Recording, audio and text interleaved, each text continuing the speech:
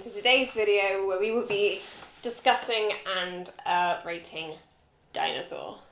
Let's take a moment to herald in the experimental era. The experimental era, what makes it a little bit more interesting than the Dark Ages is that I feel like the classic era kind of wobbled at the end, kind of lost it, and then slid into the Dark Ages.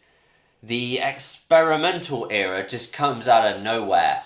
We've literally had Mulan and Tarzan, which I think we put as some of our favourites so far. Literally. And then a massive, right, here's a film about dinosaurs. Like, just bang, it comes out of nowhere. So, if you look into what is going on with the company, Disney are very much in a cost-saving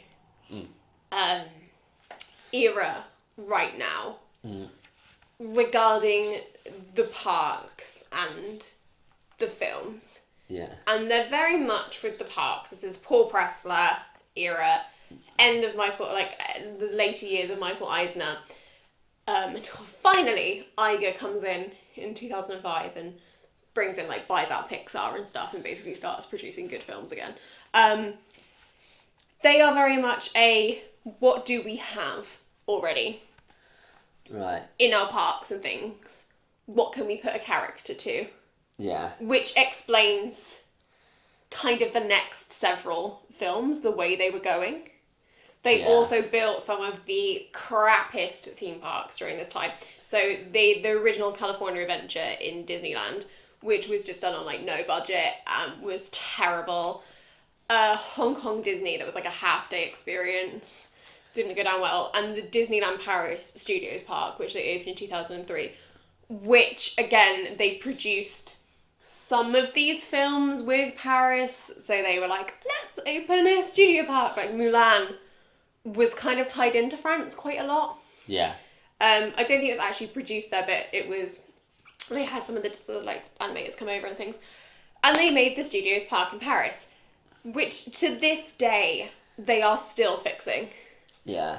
Because it was just done so cheap and so awful. They are, they're building an Avengers campus right now. They're finally going to give us, Star Wars Galaxy's Edge over there. They're just still trying to fix that absolute mess that Paul Pressler did. Okay, right. I'm not okay with it. And that kind of explains what was going on within the company and why we got the next sort of films they were. Don't get me wrong, I love some of the experimental era films. Atlantis, it's not really a favourite, it's not a musical. Maybe that's why it doesn't go down so well. Lilo and Stitch is good, and I love Treasure Planet, but then you've just got the odd ones that no one remembers, Home on the Range and Chicken Little and stuff, and it's just right. Here's the awful thing with the experimental era. There's a lot of forgettable films in here. That doesn't necessarily mean they're going to be bad. So it's going to be quite interesting to go through and think what are actually the hidden gems of Disney, rather than the Dark Era where there's just some absolute flops in there. I think we might be pleasantly surprised. They were also trying to compete with Pixar, so a lot of them were what's Pixar doing? Well, let's do that, but not as well. Right, let's start talking about Dinosaur as a film. So Dinosaur is a great one to start off with the experimental era because it kind of sums up all those points I just made. It just doesn't feel like Disney is the biggest thing. It's like they've almost completely changed their game plan for this one.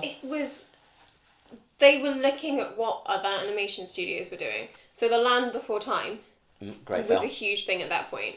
So they were like, oh, I cannot for the life of me remember. It was Paramount have just done The Land Before Time.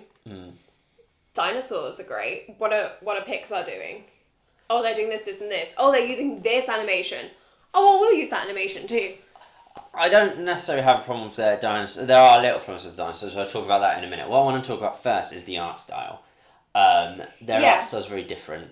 So they went out and filmed real places in, I think they went to Madagascar, South America, they filmed a lot of it, Central America, and they went to various places throughout the world and filmed backdrops. So every location in that film and every backdrop in that film is real. Yeah. But also, it's, as you said, they went with the more Pixar animation style. Yes, so it's their first wholly computer animated film. the thing with Dinosaur is it's very clear that they're going for as realistic as possible here. The issue with that is that sort of stuff doesn't age well. For example, the way they were doing it, like you look at, say, let's go all the way back to Snow White and Pinocchio. Yeah. Like they were animated in a certain way that when we look back, it's charming because it was done with that very kind of like, it was all hand drawn, and each like scene was done by colorists, like ink painted into it. So even if it's a little, I think it's aged amazingly well. But, it has, but because it was done with a perfected skill. And someone loved making those, you can tell. Yes. And like that's what fuels those two films for me, why I respond to them so well. With Dinosaur, okay, to be fair, there are things about it that still work to this day. I think like the dinosaur skin, like you've got the baddies, the Cartosauruses. The skin looks cool. The skin looks very leathery. It is the emotion that goes in. I like Aladar, the main character's eyes. That hasn't aged well, and that Dinosaur will age faster than any other Disney because it was fully CGI, and it was done at a time when CGI was a relatively newish technology. Not like it was 2000. It had been around from the 90s, late 80s, early 90s, because.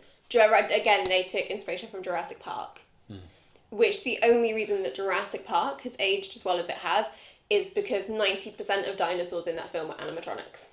The issue with Dinosaur is that they've tried to tell quite a stock Disney story. It's about this iguanodon that's grown up with lemurs, a little bit like Tarzan. Yeah, so this was my point. It's basically Tarzan. And like in the last video where I said that like Tarzan never calls Kerchak dad and he calls him son in his dying moments. The dad lemur, again, if you watched this like 2 days ago and I can't remember any of the characters' names because I just don't care.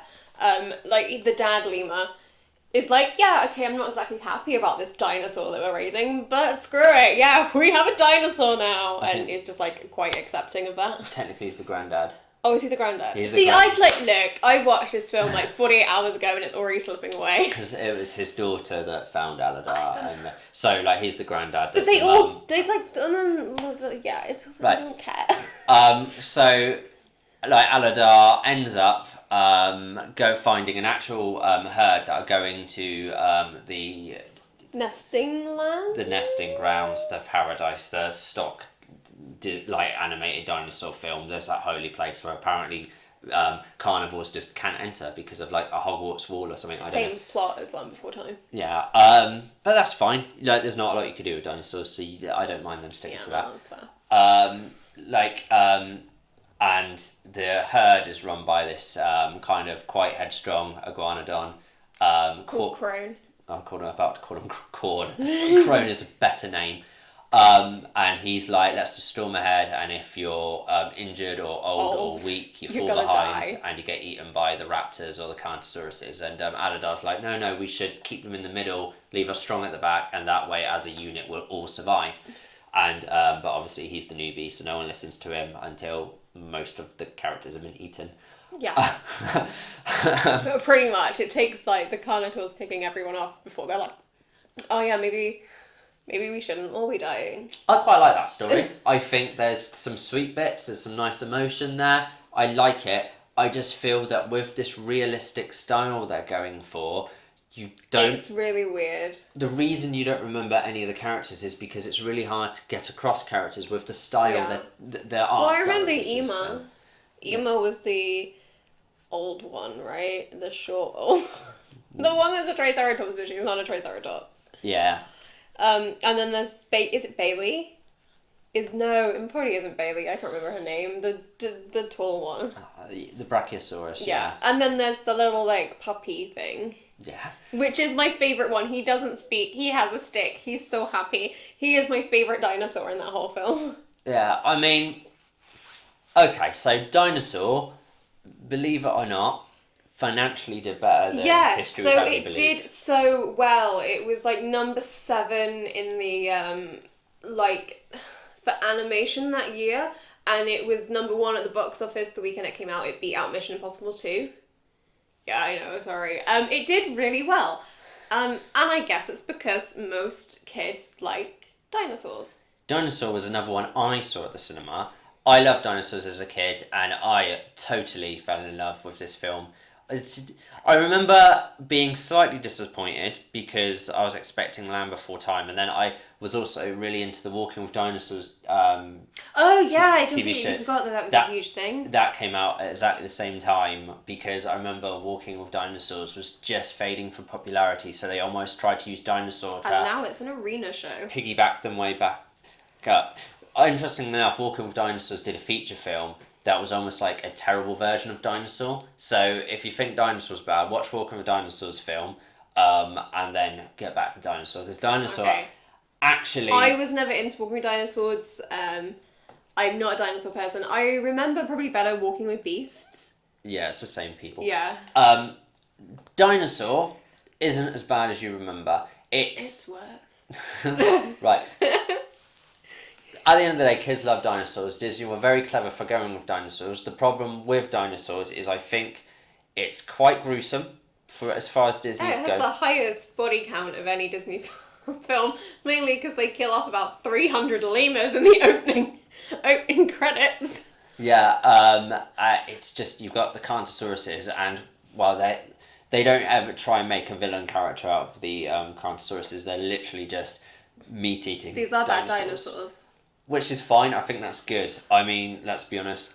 They're the dinosaurs we go for. Actually, I want to give Disney props for being brave and not going with any really well-known dinosaurs. Well, they were going to do the T-Rex, and I literally cannot remember why they didn't do it. But I was for geography reasons. Yes, because the T-Rex was in North America and this was set in South America. Fair play for them for trying to do it historically accurate because... Well, apart from the lemurs. Yeah, but to be fair, lemurs did exist at the time. Just not in that format. They were like a pre-evolved state. Yeah. But fair play, because the smart thing to do with Be Dinosaurs was to have a really well-known T-Rex as your villain and kind of going from there. But they didn't take the easy way out. And fair enough. The Carnage wasn't scary. Yeah, and it gave a lesser-known dinosaur its time in the sun. And as a dinosaur fan, I appreciate that. Now Carnosaur is a bit more than the runty one in the Jurassic World movie. Well, it was supposed to be... So they'd had this in production since, like, forever. Like, Walt Disney did a short film, which was stop-motion animation with dinosaurs. If you go into the Disney parks, you have, on the railroad... Yeah. You, like, pass various scenes in between lands, and there's, like, a mock dinosaur-like scene, I'm pretty sure in every single park. Because he'd always wanted to do a dinosaur film, and this was going to get made in the 80s, and it was going to be stop motion with plastic dinosaurs, and was going to have no dinosaurs speaking. Yeah. I'm happy with the dinosaur film that came out with. Apart from, like, so there's two kind of dinosaurs that don't speak in it. It's my favourite little, like, puppy dinosaur, and the Carnosaurus, the bad guy. And the Velociraptors. But the Carnosaurus was supposed to speak. It was supposed to speak at the end of the film. And then they cut it because they're like, no, it's really creepy just to have, like, this dinosaur that's been silent throughout the whole film, just, like, start, like, evil villain monologuing. To be honest, that would have been glorious. They should have done that. It's like, hello, Aladar. Right, this video is getting hella long again. I will do a fun fact for you all. So my fun fact for Dinosaur, again, links back to Paul Pressler. I don't like that man. And Animal Kingdom had just opened in 1988. Yes. Earth Day 1988. Not 88, 1998. Earth Day 1998, sorry. And there was a ride in there called Countdown to Extinction. Where you had to save Iguanodon. And bring him back into the present. And you had to escape Carnosaurus. This was always supposed to be Aladar and the Carnosaurus from the film. Yeah. However, Animal Kingdom ended up opening 18 months before Dinosaur came out, because obviously it was CGI and photorealistic backgrounds took forever to make. So they were like, well, we'll just name it Countdown to Extinction. And then when Dinosaur came out, they were like, great, let's do this huge re-theme and rename Dinosaur and put Aladar in there. But that was the case the whole time. So kind of the main reason why Dinosaur got produced when it did was because Animal Kingdom opened and they were like, let's put characters into every single park. So was Dinosaur meant to come out before Tarzan? Yes. That would have been very interesting. So it was supposed to end the Renaissance.